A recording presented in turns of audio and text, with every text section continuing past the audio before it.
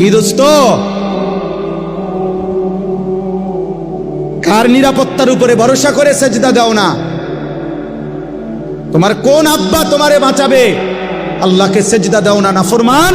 এই বেনামাজি, এখানে যারা আছো বেহায়া, ওই কপাল তো মানুষের কপাল না, যে কপাল আল্লাহকে সেজদা দেয় না। ও মানুষ না, ও মানুষের কোনো বংশ না, ও জন্তু জানোয়ার ছাড়ার কিছু না, ও হাইওয়ান, ও হাইওয়ান। ও মনে করছে জীবন মানে কুকুর বিড়ালের জীবন, খাও আর ঘুমাও আর ফুর্তি করো আর লজ্জাস্থানের চাহিদা পূরণ করো আর যা মন চায় তা দেখো। আল্লাহ আমাদেরকে হেফাজত করে।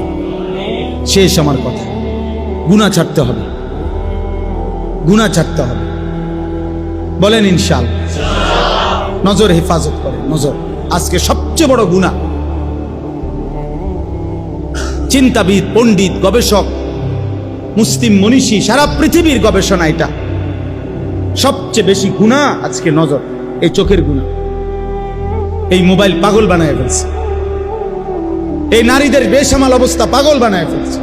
আমাদের মা বোনরা মনে হয় যেন পাগল হয়ে গেছে, ওরা অস্থির হয়ে গেছে নিজের শরীর, বাহারি রঙের রূপ যৌবন প্রদর্শন করার জন্য।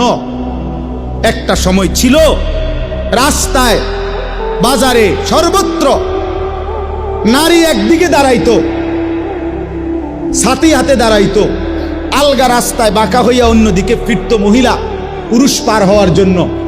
আর এখন পুরুষকে বলা হয় বাজারে হাঁটবেন কেমনে, মহিলার লেগে তো হাঁটতে পারতেন না। মানে পুরুষকে বলা হয় যে আপনার ইজ্জত বাঁচাইতে হইলে আমনে দাঁড়ায় থাকতে হইবে,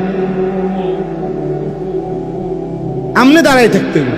বেড়ি কিন্না সারলে যদি জাগা পান দয়া করিয়া হেবুড়ি যদি সুযোগ দেয়,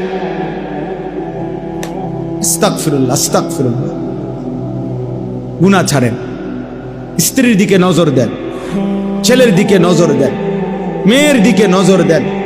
ছেলেটা সারাক্ষণ মোবাইল কেন ব্যবহার করবে?